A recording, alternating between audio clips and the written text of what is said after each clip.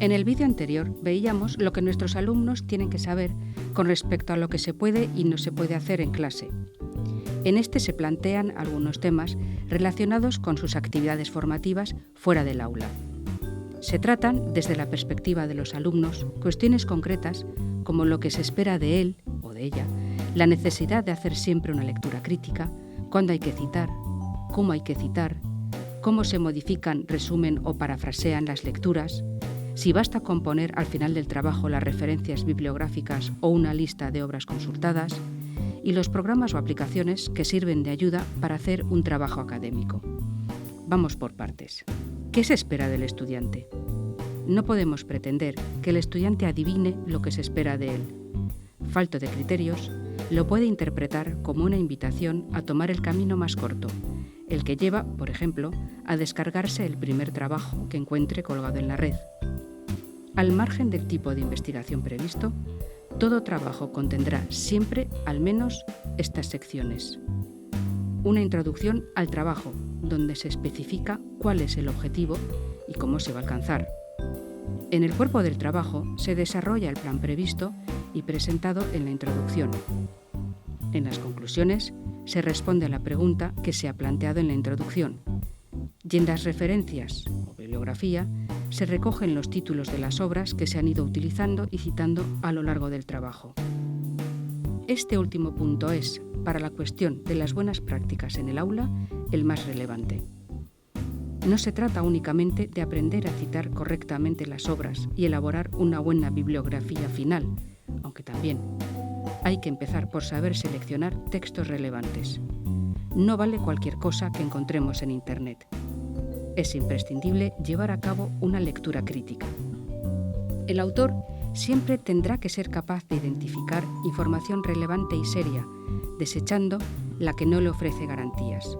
Es decir, debe reconocer las obras que son relevantes para el tema de su trabajo y le ayuden a avanzar, que son originales y no el enésimo refrito de Wikipedia, y que proceden de fuentes de evidente seriedad.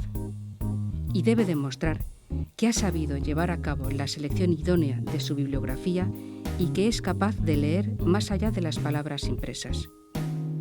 La única manera de comprobar que domina estas destrezas es facilitando al lector el acceso a sus fuentes, es decir, citando siempre las fuentes en las que se basa, parafraseando y resumiendo correctamente, tomando partido por lo que lee. Por ejemplo, este mismo trabajo sobre la figura y función de los ángeles en la Iglesia Católica ha sido subido en 3 sitios web distintos por 3 supuestos autores diferentes. Una lectura crítica de este trabajo sugiere preguntas como estas. ¿Quién es el autor real y qué formación tiene? ¿Se identifica la versión de la Biblia en la que se basa? ¿Es la Reina Valera? ¿La Vulgata? ¿De qué año? Porque las traducciones son numerosas. ¿Da el autor datos precisos? Cuando el autor dice que los ángeles no son fuerzas impersonales, ¿está recogiendo lo que se dice en la Biblia, sea cual sea la versión utilizada, o es su propia opinión? Este texto, tan accesible, no puede ser una fuente para un trabajo serio, por ejemplo, en la asignatura de Historia. ¿Cuándo citar? En principio, no es necesario citar fuentes cuando el dato que se aporta en el trabajo forma parte del saber común, es decir, si se encuentra en 4 o 5 fuentes diferentes o si es conocido por los especialistas del área. Por ejemplo, la fecha del descubrimiento de América. Es bastante evidente que el autor del trabajo académico no pretende hacer pasar tal información como resultado de su propia investigación. Pero esto no significa que sea lícito copiar y pegar un artículo de Wikipedia sobre algo que forma parte del saber común, el descubrimiento de América, por seguir con el ejemplo. Esto, además de constituir un plagio innecesario, revela pereza intelectual. ¿Cómo citar? Los estilos que existen son numerosos, aunque no infinitos. Lo más importante es ser coherente y sistemático una vez elegido un estilo. Las diferentes áreas de conocimiento suelen tener sus preferencias. Sin embargo, el más extendido es el que recoge la norma ISO 690-2. Es una norma internacional interdisciplinar muy extendida y puede aplicarse a cualquier disciplina. En todas las páginas web de las bibliotecas universitarias hay información al respecto. ¿Cómo modificar, resumir o parafrasear? Una paráfrasis bien hecha es un recurso lícito. Ahora bien, la paráfrasis tiene el objetivo de demostrar que se ha analizado, entendido y que incluso se tiene una visión crítica del texto que se parafrasea.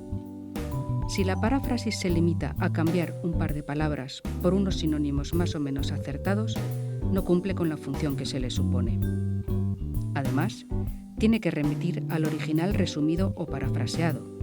Así queda claro que el autor del trabajo se ha sabido documentar y que no está intentando hacer pasar las ideas ajenas por propias.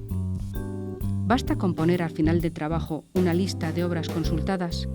No, no basta. No se puede pretender que el lector adivine por su cuenta la procedencia de los datos o afirmaciones que se van recogiendo y citando a lo largo del trabajo. Si en el texto no hay ninguna referencia concreta, la lista de referencias final será absolutamente inútil. ¿Hay algún programa o aplicación que ayude a hacer un trabajo? Sí, los hay. Se llaman gestores bibliográficos y la mayoría de las universidades ofrece enlaces a dichos gestores, así como cursos online o incluso presenciales para aprender a manejarlos. Todos son capaces de generar automáticamente las citas y la bibliografía final del trabajo académico en múltiples estilos. Para concluir, solo 2 frases. Cuando se elabora un trabajo académico, al citar las fuentes no solo se reconoce y respeta el trabajo ajeno, sino que se demuestra la capacidad intelectual propia. Así que más vale pecar por exceso que por defecto. Hasta aquí llega el módulo 3, sección 4, dedicada a los estudiantes. La siguiente va dedicada a los profesores. Gracias de nuevo por atender.